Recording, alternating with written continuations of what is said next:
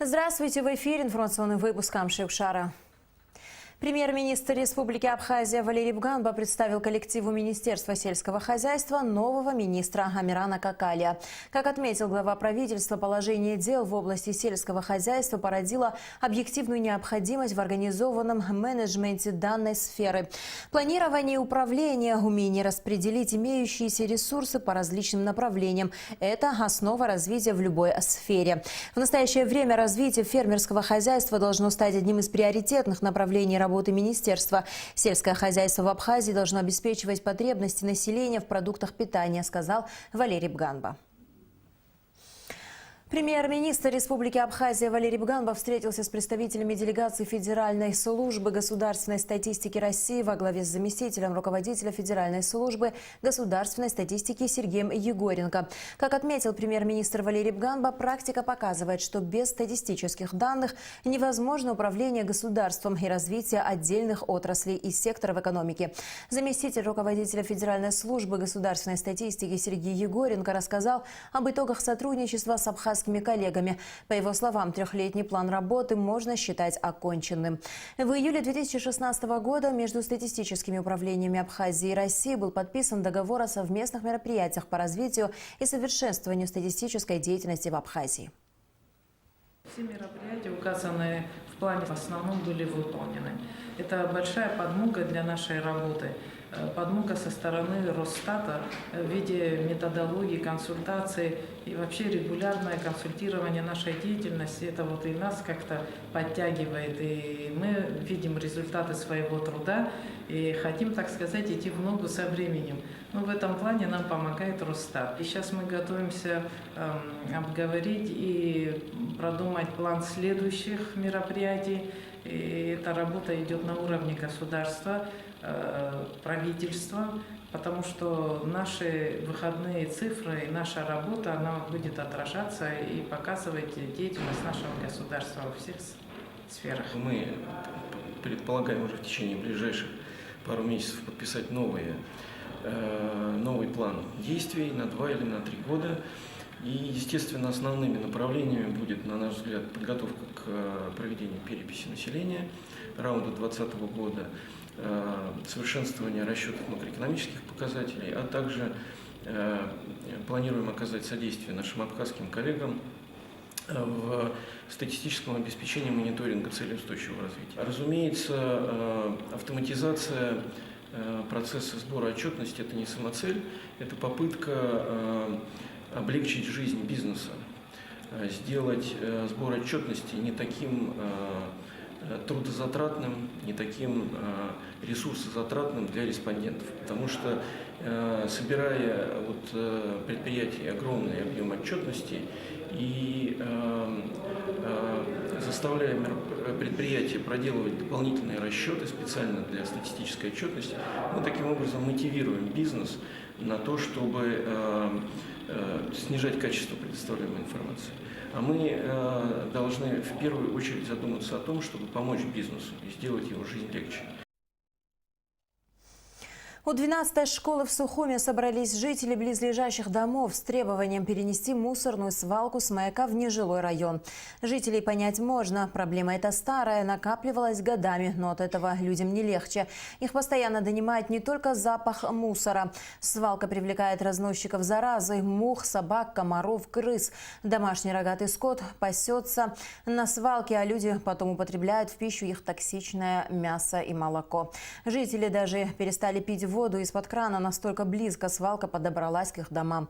Как решить эту проблему? Саид Джарсали продолжит тему.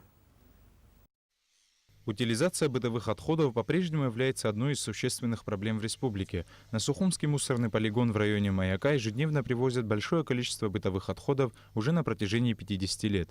Местные жители называют ситуацию критической и требуют кардинального решения. Это еще при коммунистах свалка была создана, но она сейчас до такой степени переполнена, что подошла вплотную к нашим домам. Жить в таких нечеловеческих условиях невозможно. Мы соседствуем со свалкой в 300 метрах. С каждым разом территория мусоросвалки расширяется. На сегодняшний день она достигает более 60 гектаров.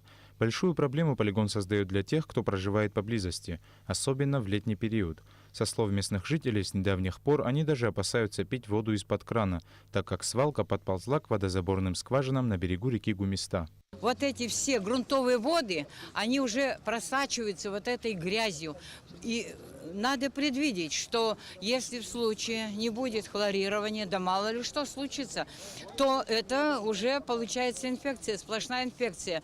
Люди боятся пить сырую эту воду. Я прошу обратить на это внимание высшие власть, наши органы, санэпидстанцию, все, чтобы подключились и помогли принять какие-то меры. Это одна часть вот этой беды. А вторая часть, что вот эти животные все, которые обитают на свалке, они уже практически живут в наших домах. Существующая много лет проблема и по сей день не нашла своего решения. Говорить о строительстве мусороперерабатывающего завода на месте свалки пока не приходится, так как проект дорогостоящий, а спонсоров, желающих потратить на это собственные средства, еще не нашлось. Конечно, кому нравится, чтобы возле его дома была мусорная свалка.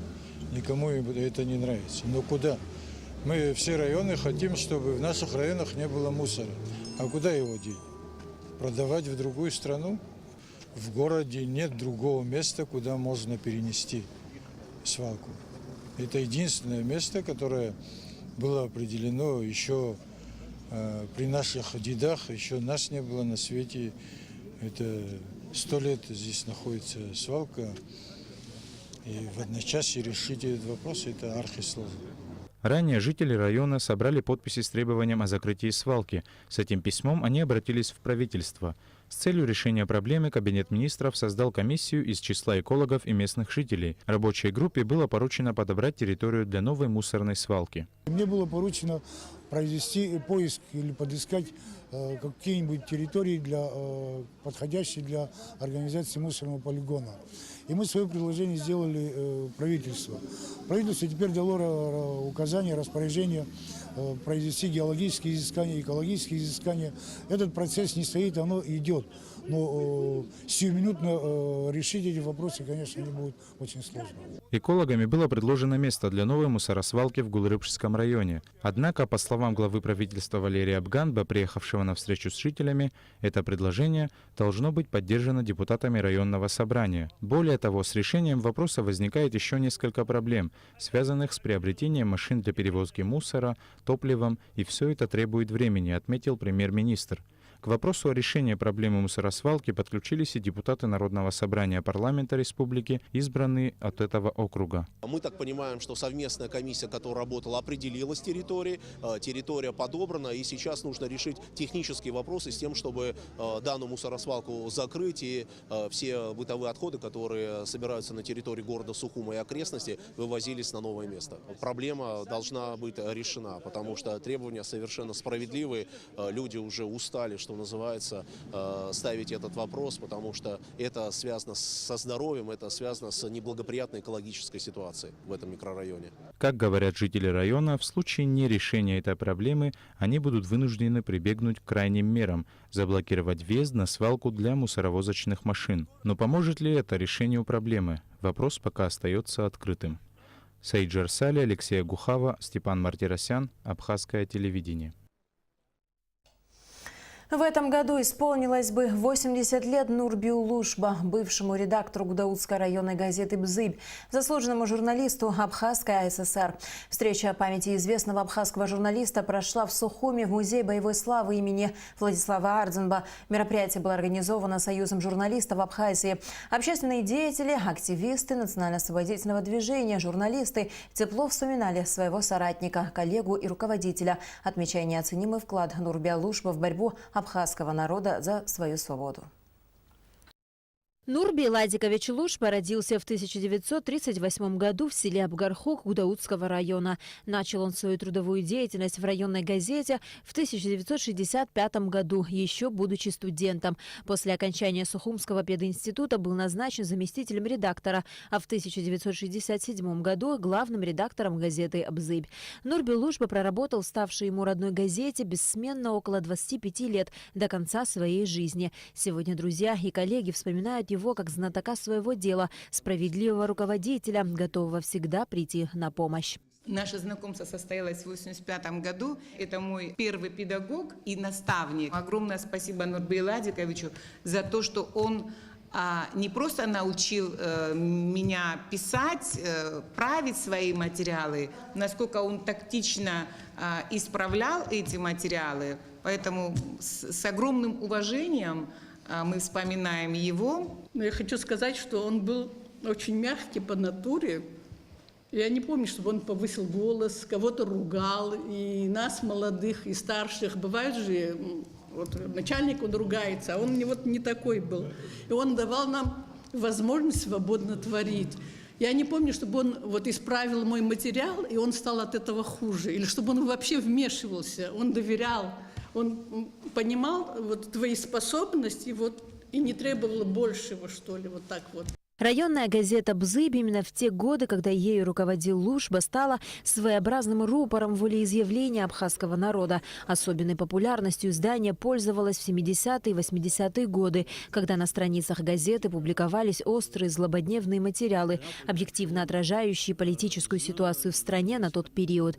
«Бзыбь» стала единственным изданием, осмелившимся опубликовать в 1978 году письмо представителей абхазской интеллигенции, адресованное центральным органам власти СССР, которая затем получила название «Письмо 130». В то время, не имея журналистского образования, была большая плеяда журналистов, которые патриотично, вот, как могли, иногда делали больше, чем могли, исполняли свой профессиональный долг. Я хочу их назвать. Вот это был Анатолий Возбл, это был Рамис Барцец, это был Рауф Гунба, это был Джота Абухбе, ветеран Великой Отечественной войны, Диана Лебедева-Царгуш, Кочка Аджба, да, это вот такие мягкие, добрые, и вот действительно была большая коллегиальность среди них самих. Нурбейл Адикович с ними тоже, вот как-то он всегда советовался, он мог с этой бумажкой, здесь есть хорошая фотография, сидит и читает, он с этой бумажкой мог куда угодно, в любой кабинет, вернее, пойти к каждому из них и там дочитывать, а потом объяснять или согласовывать этот материал.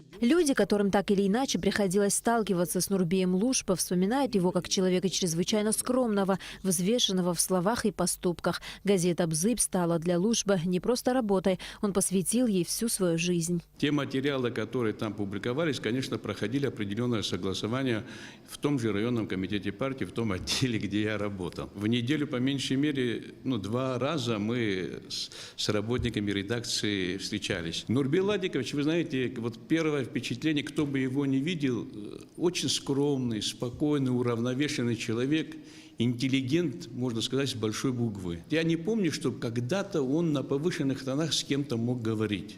По характеру сангвиником был, и рядом с ним сидел Анатолий Батович Возба, немножко холерик. И вот представьте себе, вот 2 человека, но они находили всегда понимание, и редакция публиковала тогда очень интересные материалы. За многолетнюю плодотворную работу в газете «Бзыбь» Нурбейл Лушба был награжден почетной грамотой Верховного Совета Абхазской АССР, а также удостоен звания «Заслуженный журналист Абхазской АССР».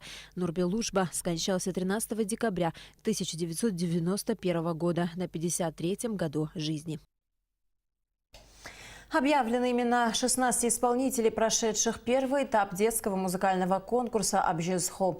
Автор проекта Хибла Мукба поздравила юных певцов и рассказала им об условиях их дальнейшего участия в проекте. Репортаж Али Китрамш. Буквально неделю назад в столице прошел кастинг на детский музыкальный конкурс «Абжезхо». Для участия в конкурсе было подано всего 126 заявок, однако на первый этап было допущено 40 человек. Связано это с тем, что не все условия конкурса были соблюдены. На кастинге юные певцы исполняли хиты на абхазском и других языках.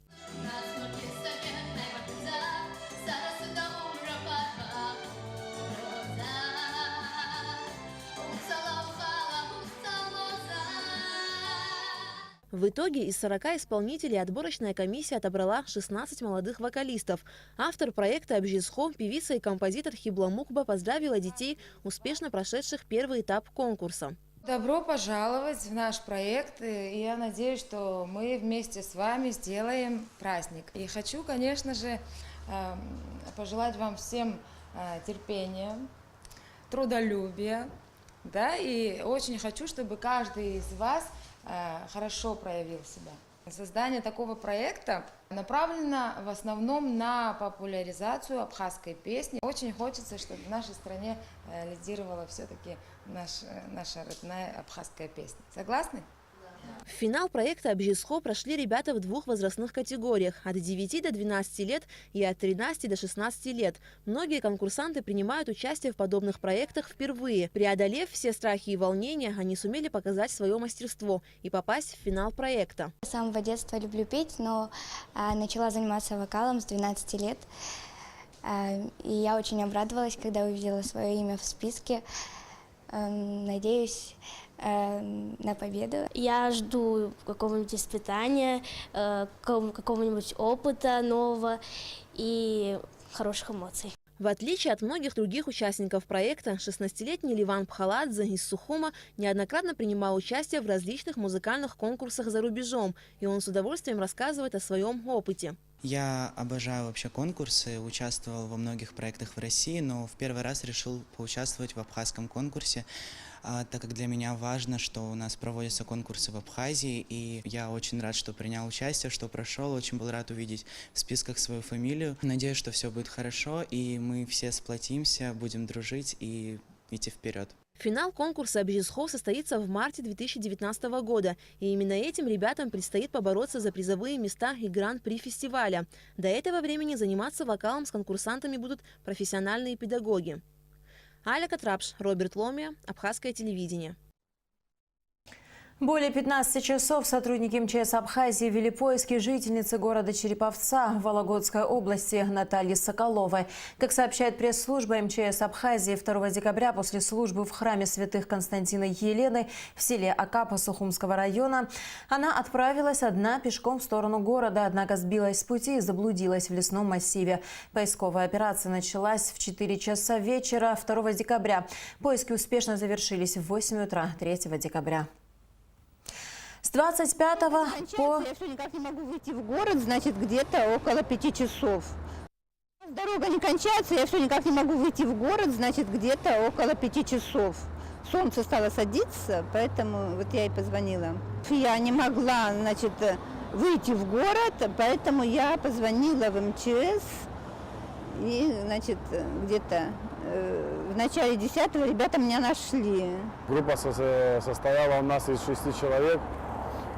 Доехали до того места, куда машина могла максимально подъехать, тому месту.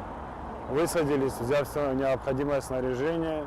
В пешем порядке тронулись к месту самого происшествия. Километраж примерно 30 километров было до нее. Место было сложное место, склоны, горы, грязь, болото. Добрались где-то за 3 часа до нее. Обратно возвращались, стемнело, туман опустился, мы решили переночевать в лесу, чтобы не заблудиться. Место довольно было такое сложное. С 25 по 26 декабря 12 абхазских школьников по приглашению администрации президента России посетят главное детское новогоднее представление «Елка в Кремле» в Государственном Кремлевском дворце. Это дети из малообеспеченных семей, а также школьники, достигшие успехов в учебе и принимавшие активное участие в школьных мероприятиях. Юные гости Кремля обязательно получат новогодние подарки. Им также будут организованы экскурсии по достопримечательностям Москвы. Подобные поездки Министерство образования и науки Абхазии проводит ежегодно на протяжении 15 лет. Как сообщает пресс-служба Черноморэнерго, 4 декабря в связи с ремонтными работами с 11 утра до 2 часов дня будет отключена подстанция Новый Афон. На 3 часа будет прекращена подача электроэнергии в город Новый Афон и близлежащие села. И в завершении выпуска о погоде. По сообщению Гидрометцентра, в Абхазии ожидается небольшая облачность без осадков. Температура воздуха ночью 6-11, днем 13-18 градусов. Температура морской воды 15 градусов.